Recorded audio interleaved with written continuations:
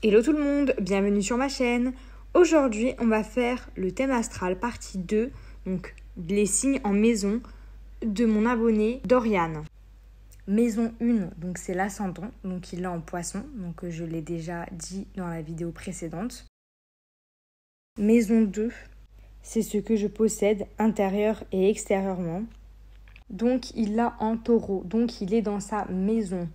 Donc du coup, ça respecte bien la maison du taureau, donc le besoin de confort, de se sentir en sécurité, en niveau matériel et financier. Maison 3, donc ma curiosité et la manière dont je communique. Donc il l'a en Gémeaux, donc c'est aussi dans sa maison respective du Gémeaux.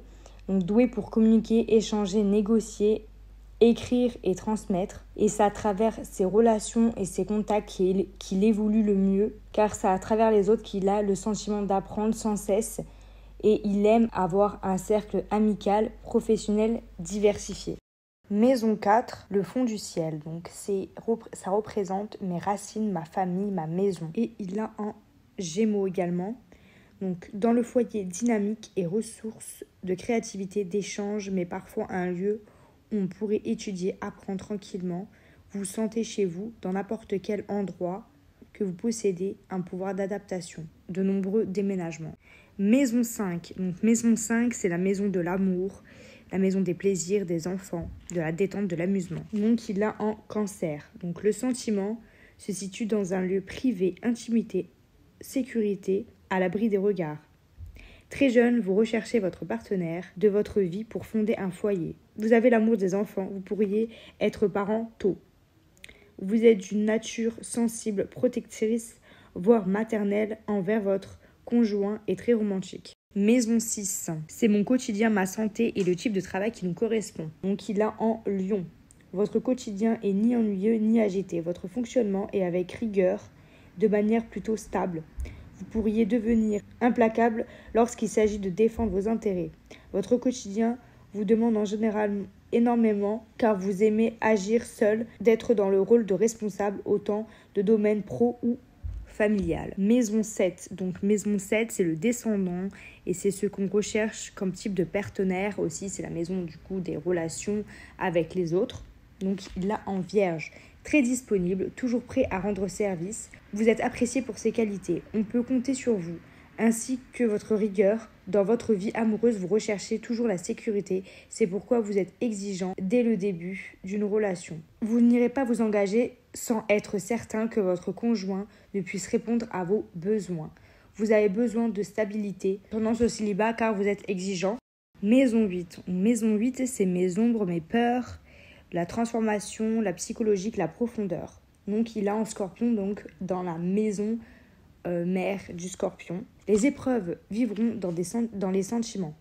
Vous pourriez traverser des ruptures affectives, mais vous savez rebondir car votre répartie de plus belle vers de nouvelles conquêtes à la recherche de nouvelles émotions fortes.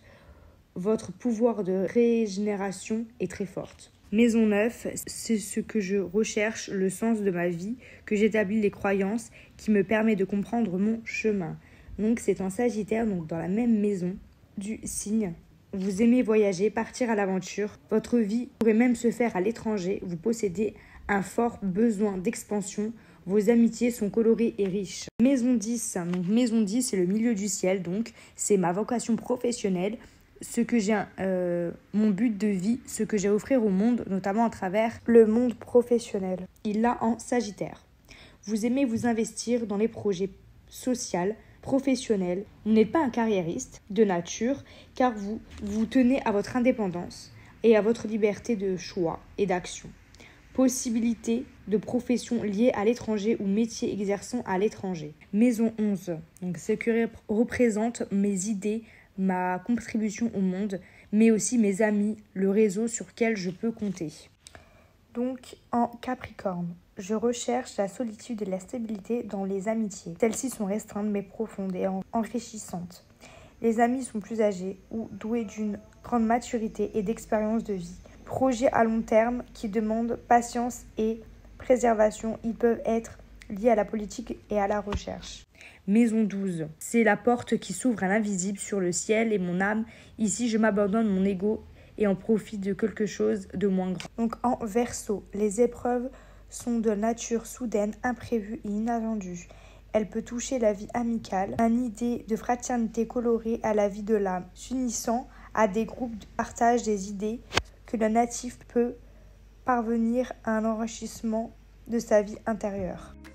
Pour ceux que ça intéresse, j'ai créé un site d'astrologie pour faire des cours d'astrologie, thème astral et la synastrie, tout ce qui comporte l'astrologie. Donc pour ceux qui voudraient que je leur fasse leur thème astral, tout simplement vous allez vous rendre sur ce site, vous demandez une réservation en ligne, c'est tout simple.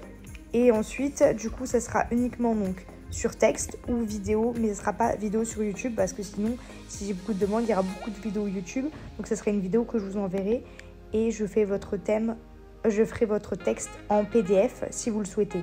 Voilà, il y a 2 options, soit texte, soit vidéo. Et les cours sont gratuits, sauf quand c'est hyper complet et ça demande 1 € pour des cours un peu plus complets.